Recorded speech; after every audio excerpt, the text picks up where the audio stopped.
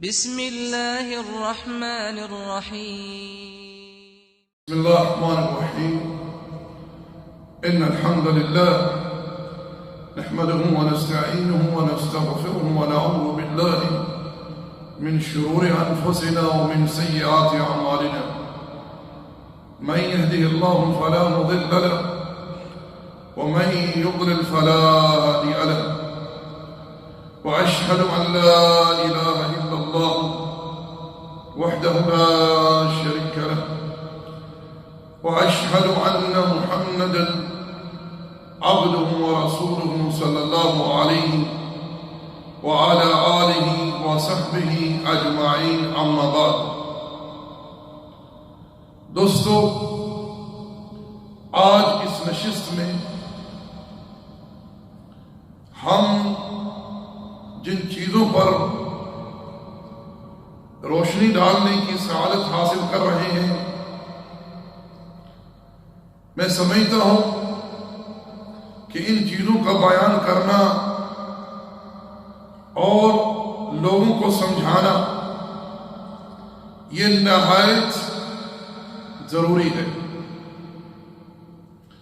اللہ جل وعلا قرآن مجید میں ارشاد فرماتا ہے: وَلَا تَقْفُ مَا لَيْسَ لَكَ بِهِ عِلْمٌ إِنَّ السَّمْعَ وَالْبَصَرَ وَالْفُؤَادَ كُلُّ أُولَئِكَ عَنْهُ مَسْئُولٌ، کہ اس چیز کے پیچھے مت پڑے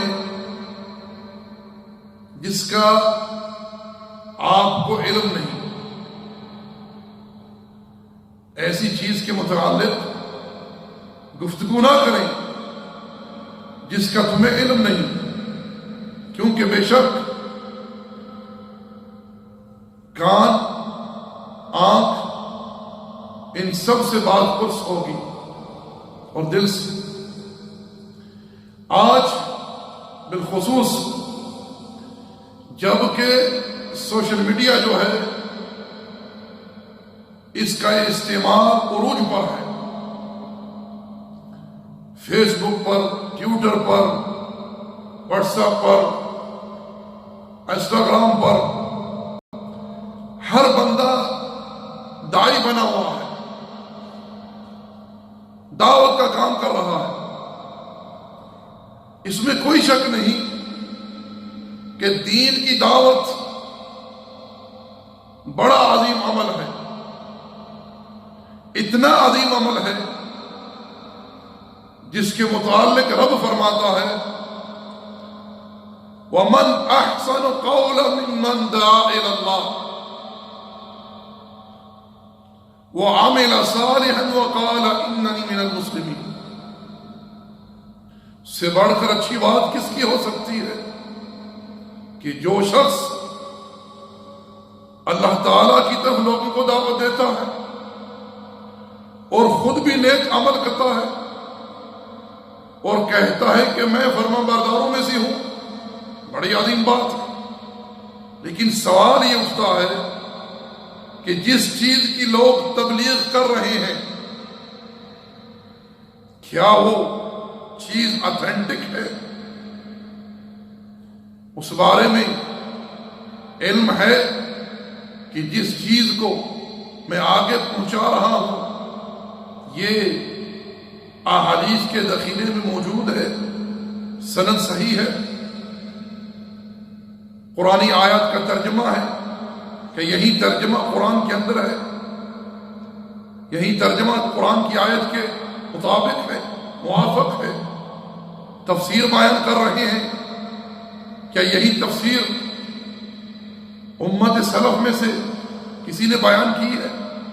انہوں نے قرآن کی اس آیت کو اسی طرح سمجھا ہے جس طرح آج میڈیا پر لوگ سمجھ رہے ہیں؟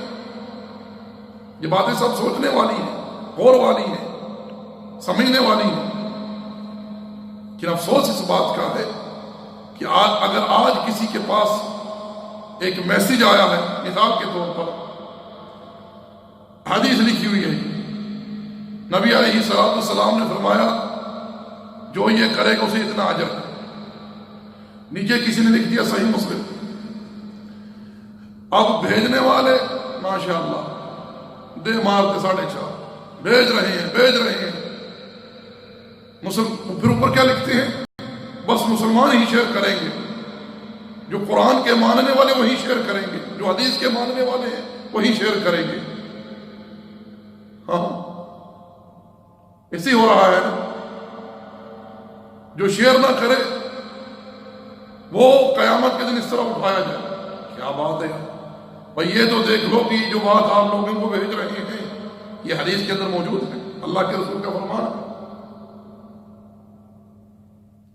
اگر اللہ کے رسول کا فرمان ہے، حدیث کے اندر موجود ہے، بشارت ہے اللہ تعالیٰ ایسے شخص کے چہرے کو تر و تازہ رکھے جو نبی علیہ السلام کی کوئی بات سنے، اسے حفظ کرے، یاد کرے، پھر آگے لوگوں تک پہنچائے۔ خوشخبری ہے، دعا ہے نبی علیہ السلام کی، لیکن جو بات اللہ کے پیغمبر نے نہیں فرمائی اور لوگ اسے نبی علیہ السلام کی طرف منسوب کر رہے ہیں، صرف لائکس حاصل کرنے کے لیے، شیئر حاصل کرنے کے لیے، ویوز حاصل کرنے کے لیے پھیلا رہے ہیں، ایسے لوگ اللہ کے رسول کا فرمان سن لیں۔ نبی علیہ السلام نے فرمایا کہ جو شخص میری طرف ایسی بات منسوب کرے جو میں نے نہیں کہی، وہ اپنا ٹھکانہ آگ میں بنا لے، وہ اپنا ٹھکانہ آگ میں بنا لے۔ دین میں سب سے زیادہ بری بات وہ ہے کہ ایسا قول، ایسا فعل نبی علیہ السلام کی طرف منسوب کرنا جس سے آپ بری ہیں، آپ نے اس کی تعلیم نہیں دی، آپ نے وہ قول یا فعل امت کو نہیں سکھلایا، یا اللہ جل وعلا کی طرف ایسی بات کہنا جو رب کائنات نے نہیں فرمائی، یہ بہت بڑا بہتان ہے، جھوٹ ہے، جرم ہے، ظلم ہے، گناہ ہے۔ اور یہی مشرکین کا شعبہ تھا کہ وہ اللہ کی طرف ایسی باتیں منسوب کرتے تھے جن باتوں کا رب نے کبھی حکم نہیں دیا۔ اور یاد رکھیں، یہ بدعات، خرافات، یہ شرکیات، یہ ساری وہ چیزیں ہیں، یہ سارے وہ بہتان ہیں دین پر، جھوٹ ہے دین میں، جن کا اللہ اور اس کے رسول نے حکم نہیں دیا۔ رب ذوالجلال ایک جگہ ارشاد فرماتا ہے، ام لہم شرکاء شرع لہم من الدین ما لم یأذن بہ اللہ، انہوں نے ایسے لوگوں کو اللہ کا شریک ٹھہرایا ہے جو ان کے لیے شریعت سازی کرتے ہیں جن چیزوں کا اللہ نے کوئی حکم نہیں دیا۔ اللہ نے تو کسی سے نہیں کہا کہ تم مرنے والے کے تیسرے دن اس کے کل کرنا، یا 40واں کرنا، یا 10واں کرنا، یا ایک شخص 471 ہجری میں پیدا ہوگا اس کے نام کی گہرمیاں دینا، قبروں پر قبے تعمیر کرنا، چادریں چڑھانا، قبروں پر دمالے ڈالنا، مردوں کے وسیلے سے حی لا یموت کو پکارنا۔ اللہ نے تو کسی سے نہیں کہا۔ اگر کسی کے پاس کوئی دلیل ہے ان چیزوں کی تو پیش کرے، بتلائے، ہمیں بھی سکھائے، دکھائے، ہم بھی عمل کریں۔ انا للہ و انا الیہ راجعون۔ تو میرے بھائیو، میرے دوستو، احتیاط سے کام لیں۔ آپ لوگ جانتے ہیں امام بخاری، امام المحدثین رحمہ اللہ، جب کسی سے حدیث سنتے ہیں، حدیث آ گئی ہے، شواہد مل گئے، سند متصل ہے، سب کچھ ہے، شروط پوری ہے جو امام بخاری نے رکھی تھی، اپنی صحیح میں اس حدیث کو درج کرنے کے لیے 2 رکعت نماز ادا کرتے ہیں، رب سے استخارہ کرتے ہیں، پھر جا کر حدیث کتاب میں لکھتے ہیں۔ اور آج ماشاءاللہ نبی علیہ السلام نے فرمایا یہ کرو تو یہ ہوگا، ایسا نہ کیا تو ایسے ہوگا، اور جس نے اس پوسٹ کو شیئر نہ کیا، جس نے اس میسج کو آگے سے دھمکی بھی ہوتی ہے، جس نے اس میسج کو آگے نہ پہنچایا وہ شام ہونے سے پہلے مر جائے گا، اس کا بیٹا مر جائے گا، اس کا ایکسیڈنٹ ہو جائے گا۔ حاشا للہ، اللہ سے ڈرو یا امت اسلام، کیا ہو گیا ہے تمہیں؟ وہ بھائیو، یہ کیا ہے؟ یہ جو لوگ کہتے ہیں کہ اگر کسی نے اس پوسٹ کو شیئر نہ کیا، آگے نہ پہنچایا، اسے یہ نقصان ہوگا، ان کو کس نے اس بات کی خبر دی ہے؟ کیا ان پر وحی نازل ہوئی ہے؟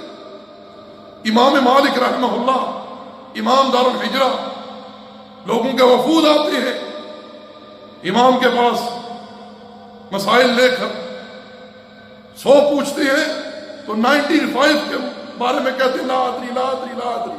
وہ لوگ تو نہیں ڈرتے تھے لا ادری کہتے ہوئے, ہمیں علم نہیں.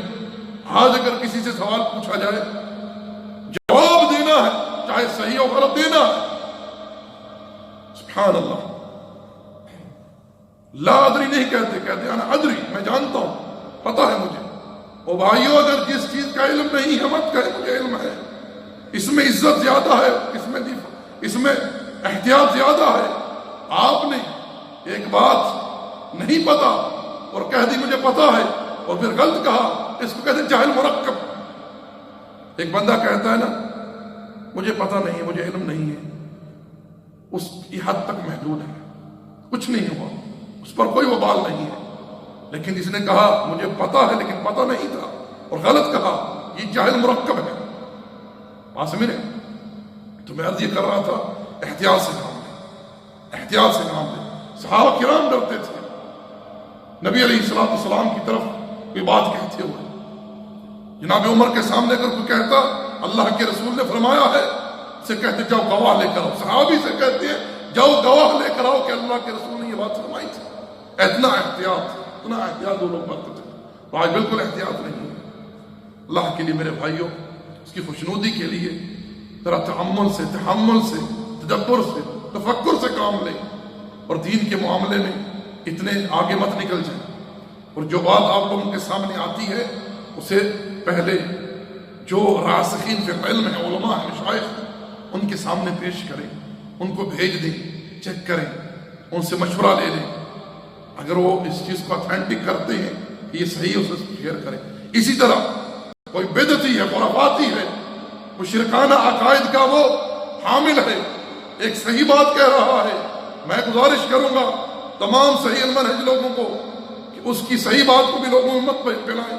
کیونکہ اگر آپ نے اس کی صحیح بات کو پھیلایا اپنے اسٹیج پر, اپنے پیج پر, اپنی طرف سے اس کی صحیح بات کو لوگوں میں بھیج دیا, اب جو لوگ اس کے عقائد سے واقف نہیں ہیں پھر وہ اس کی غلط بات کو بھی ایکسپٹ کریں گے. یہی ہو رہا ہے.